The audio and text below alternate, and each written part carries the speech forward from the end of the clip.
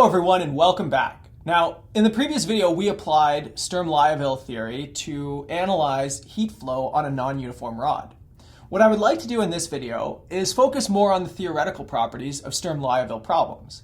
Now, if you remember, I gave you a huge theorem with a whole bunch of bullet points that tell you all of these interesting properties about these problems, such as infinitely many eigenvalues, they're all real, orthogonality of eigenfunctions, etc.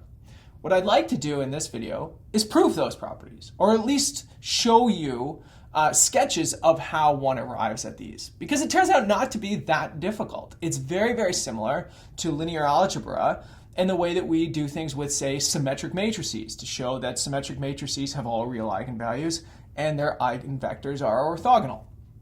So let's start by recalling the types of problems that we're interested in.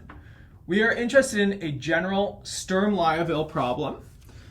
So here we have a function p of x, we have our eigenfunction, and then plus q of x phi plus lambda sigma of x phi is equal to 0. Here, phi is also a function of x, but I'm really just trying to emphasize that sigma, q, and p, these are functions that are sort of predetermined by these problems, and they can depend on x, right? So here lambda is the eigenvalue, here phi is the eigenfunction. And on top of that, remember there are general Robin boundary conditions that we consider to go along with this thing. So remember, these boundary conditions are general enough that we can handle most of the things that we care about when it comes to these. So for example, Dirichlet boundary conditions, sorry, this is 3, or Neumann boundary conditions, or say Newton's law of cooling, or a sort of similar version of that we derived for the wave equation. So we can handle a lot of generality within this framework. One thing I'm going to remind you of is that we actually, with this formulation, we do not include periodic boundary conditions. Now, it turns out that you could include periodic boundary conditions, but the problem becomes slightly more complicated. Sturm-Liouville problems have many of the same properties, except that they don't necessarily have unique eigenfunctions. Think about just your regular second order derivative, right? Sine and cosine now have the same eigenvalue. So you don't just have one eigenfunction, you could potentially have two. Okay, so here's the general framework though. Let's start by defining a linear operator. So we've talked about linear operators a lot through this lecture series. And I'm going to call it L for linear. It's going to act on functions y. And the definition of this thing is just going to be the first part, the non-eigenvalue part. Okay, so that is p dy dx plus qy. Okay, so I suppressed the x dependence here. I'm going to leave it for you to check that that thing is a linear operator. Remember, linear operators just distribute over sums, and you can factor out multiples. Right? Very, very simple property. Generalization of a matrix, essentially. But then the Sturm-Liouville problem, now, then we can formulate this thing as eigenvalues of this linear operator. And the key piece of this, right? So if I pulled this over, this would be negative lambda phi. It is an eigenvalue problem, except that now you have a weight, right? So it's something you haven't really probably seen whenever you're doing matrix algebra.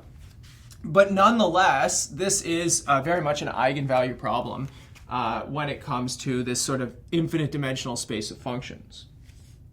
Okay, so the next thing I'm going to put up is Lagrange's identity.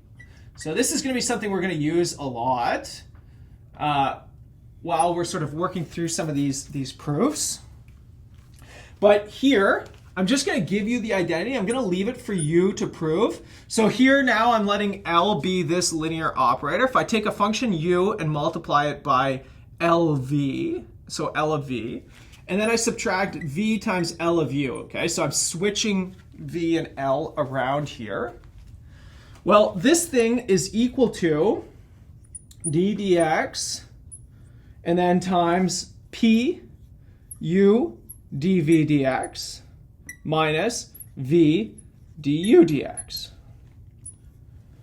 Okay, so it's kind of like a product rule type thing here, right? You can see this sort of product rule, except that you have this sort of weighting factor, right? That's the p that's coming through here, and then this extra differential as well. I'm going to let you try and figure out how to prove this thing. Again, it's just the product rule, so you can rearrange this. Now, this Lagrange's identity is a differential form. It's written in terms of a derivative, but the typical way that we deal with Lagrange's identity is in the integral form, in which case we call it Green's formula. So this is Green. You've probably, if you've studied high-dimensional calculus or multidimensional calculus, you've encountered Green's theorem before. Same person, very much related, the formula here. If you have some time, read about Green on Wikipedia. He has a very, very fascinating history and a sort of tragic career in mathematics. So I highly recommend sort of reading about his life.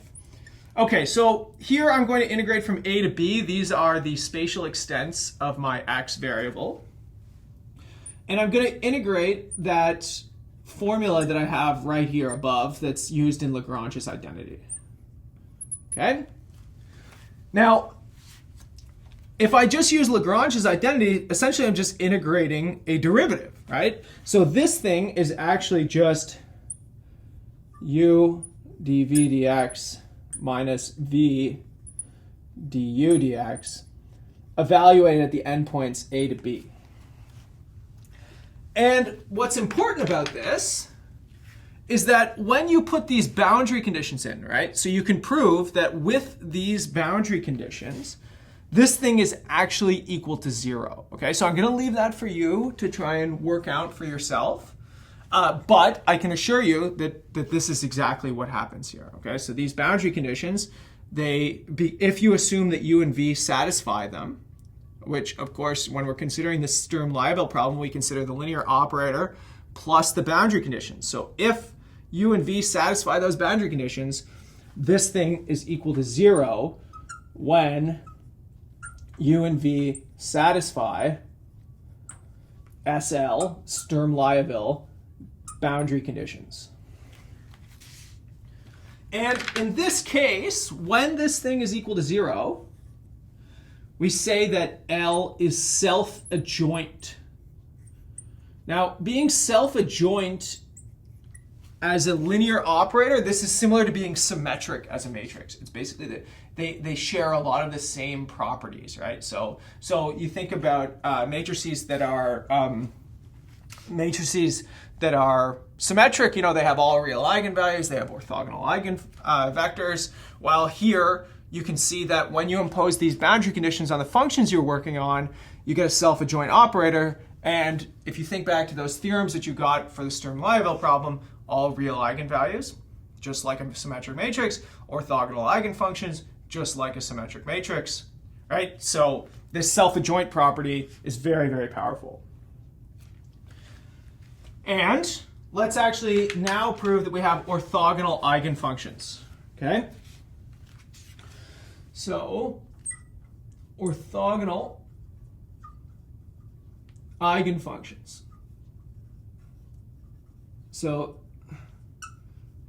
And we're just going to use Green's formula for this, okay? So let's imagine that I've got two eigenpairs. Let's call it lambda n phi n and lambda m phi m, okay?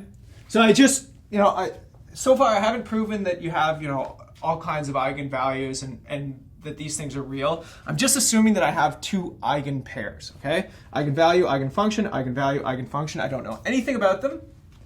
But what I'm going to show you is that you can actually show that if they have a different eigenvalue, they have to be orthogonal, okay? So the question is, how do you do this? Well, you use Green's formula, okay? So you're going to take u equal to phi m here, and you're going to take v equal to phi n. You can do it the other way around, too. It doesn't matter. I'm just trying to be consistent.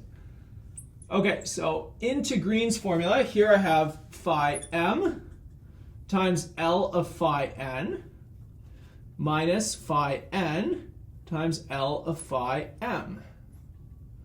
And this is dx. Okay, so we know that this thing has to be equal to 0 based on the Sturm-Liouville boundary conditions, right? So this is from Green's formula. But if we rearrange that thing, so because these are eigenfunctions, they satisfy this Sturm-Liouville problem, right? So that tells me that L of phi n is equal to negative lambda n sigma phi n, right? So let's write that in. So here I get the integral from a to b of phi m, and then times negative lambda n sigma phi n. That's L of phi n. And then I do the same thing for the next piece of this, right? Minus phi n minus lambda m sigma phi m dx. Okay, so is this going to help me? Well, it turns out that it does, because look at phi m sigma phi n sigma phi m. Okay, so I have the same things. The only difference I have is the eigenfunctions.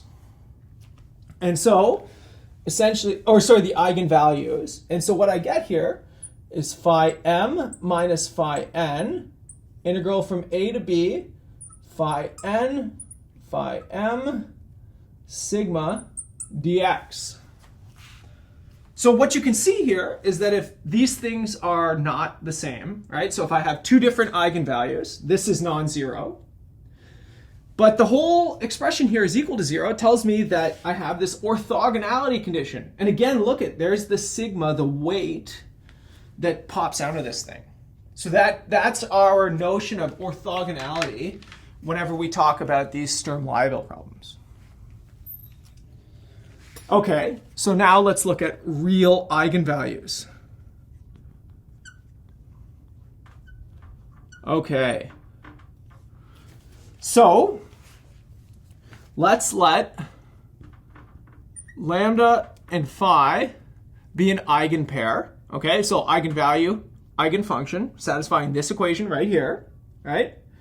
So then, if I take a complex conjugate of this, right? So if I take a complex conjugate, so here's my expression that I satisfy.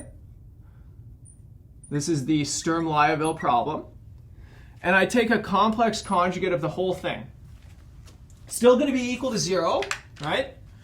So this tells me what? That I take L, so the complex conjugate of L, plus the complex conjugate of lambda, complex conjugate of sigma. Well, we're assuming that sigma is a real function, so it doesn't have a complex conjugate. It's just equal to its own. And then phi gets a complex conjugate. But also, taking a complex conjugate within the L operation here, P and Q are real valued. And so really, this is just taking the complex conjugate of phi bar. So this tells me that this is an eigenpair as well. Okay, so this is something, you probably know you can do this very easily for real valued matrices as well, right? If you have a real valued matrix, then if you have a complex eigenvalue, you also have a complex conjugate as an eigenvalue. Here we just showed the same thing, right? But what do we have now? Okay, so I have two different eigenfunctions, right? Assuming that these things are, not equal to each other, that means that they have to be orthogonal, right?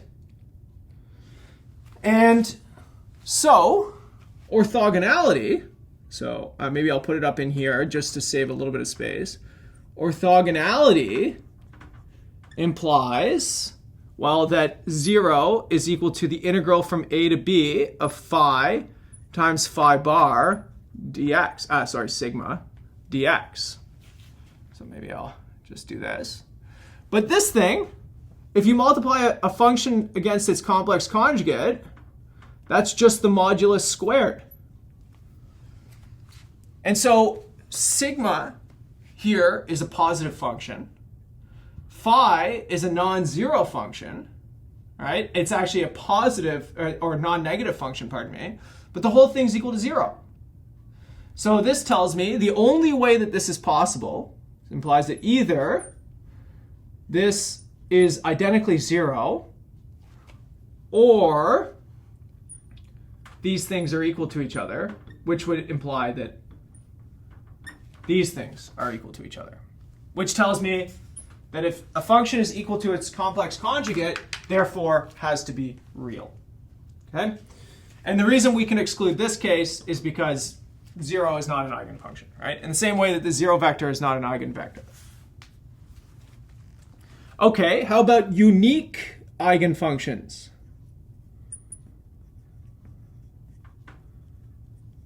All right, so this was another property of the Sturm-Liouville problem.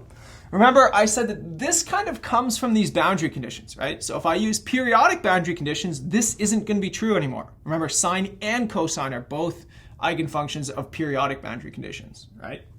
So the question is, how do we show that we have unique eigenfunctions? Well, we assume the contrary, right? So let's imagine that for an eigenvalue, lambda, there are two eigenfunctions. So lambda 1, or sorry, psi 1 and psi 2 eigenfunctions. Okay? So we're going to show that the only way that this is possible is if they're the same, essentially. Okay, so Lagrange's identity here tells us, okay, so if I put phi 1 and phi 2 into here, then I'm going to get this thing is equal to 0. Because, so let's take a look at this. Here we have phi 1, L of phi 2, minus phi 2, L of phi 1. Now, maybe I'll write this underneath. From the eigenfunction property here, this is equal to minus lambda, same lambda for both of them, right? And then sigma phi 1. And this one is equal to minus lambda sigma, sorry, this is phi 2. This one's phi 2, and this one's phi 1. But now, this is exactly the same. So this has to be 0. Okay? So you can see that, right? Because both of them have sigma, phi 1, phi 2 in them, and the same lambda. So this has to be 0. But then, what does this mean for Lagrange's identity? So this implies, from Lagrange, that 0 is equal to, now let's take this piece over here, right? The derivative of p, and then times, let's do this, phi 1 d phi 1 dx minus phi 2 d phi 2 dx, which, so the derivative of a function is equal to 0. What does that mean for the original function? It means that the function is constant, right? This implies that p times phi d phi 2, pardon me, dx minus phi 2 d phi 1 dx is equal to a constant. Right? Because its derivative is 0, it has to be equal to a constant. So then we can ask ourselves, what is the constant, right? Well, we could plug in the boundary conditions, right? Because this is now Green's formula, right? So this tells me that this thing right here has to be equal to 0 because I already mentioned that these Sturm-Liouville boundary conditions, these ones right here, they knock this thing off, right? So from boundary conditions, from BCs, this implies that, okay, so this thing is equal to 0 because of the boundary conditions. So that means I can just divide off the p, right? So this tells me that phi 1 times phi 2 prime minus phi 2 times phi 1 prime has to be equal to 0 for all x. Everywhere, this thing is equal to 0. Okay? So I hope that you're still following me here. And I'm going to do something clever. I'm going to figure this out in an even better way. So I'm going to multiply. So multiply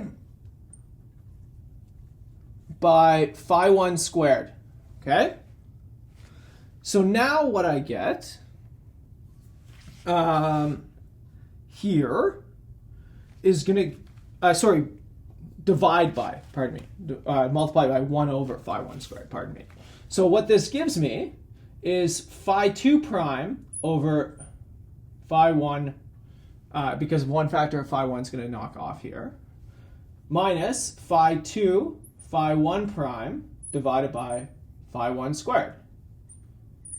Now, the reason I did that is because this now is a quotient rule. This is the after application of a quotient rule. It might be a little bit difficult for you to see, but really this is just the derivative of phi 2 divided by phi 1. Okay, so it's easier to go backwards. But take a look at what this does. Okay, again, I've got another derivative equal to 0. This tells me phi 2 divided by phi 1 is equal to a constant again. But what does that mean? If I multiply phi 1 up, it means that phi 1 and phi 2 are constant multiples of each other, right?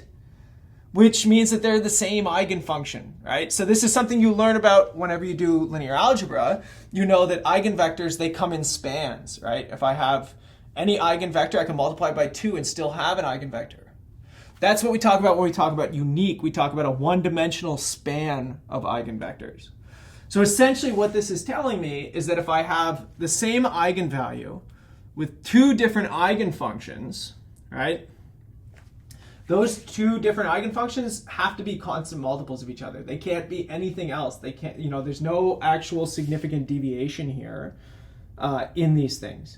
And so what that gives me is that these things are non-unique, essentially. Or sorry, they have to be, that we have unique eigenfunctions. Now, it's worth addressing just for a moment where the problem comes from whenever you have periodic boundary conditions. You still have this identity from Lagrange, right? That's something that we've already spoken about. But the difference comes from this application right here, okay? This doesn't have to be equal to 0 when you have periodic boundary conditions. That just has to be equal to some number. Now, look at this thing equal to 0 does a lot of heavy lifting, right? Because we use it to sort of reverse engineer a quotient rule to show that these things are equal to a constant.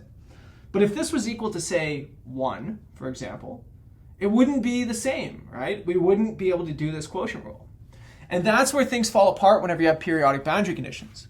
So periodic boundary conditions can still be used for Sturm-Liouville problems, but you don't necessarily get unique eigenfunctions anymore. You still get orthogonality, you still get real eigenvalues, but you don't necessarily get uniqueness of eigenfunctions. You could have two-dimensional spans of eigenfunctions, right? So what that means is that you could still do Sturm-Liouville theory with periodic boundary conditions. You just have to be careful. There's a few things that don't work in the same way. So for our purposes, we're really going to stick to these sort of Robin boundary conditions. But I want you to keep in mind that things are pretty easily generalized as long as you loosen some restrictions. Okay, when we come back in the next video, we're going to talk about one of the most key concepts of the Sturm-Liouville problem, and that is the Rayleigh quotient. Okay, we're going to see how to derive it, and we're also going to see how to use it in practice. Okay, so I'll see you all in the next video, everyone.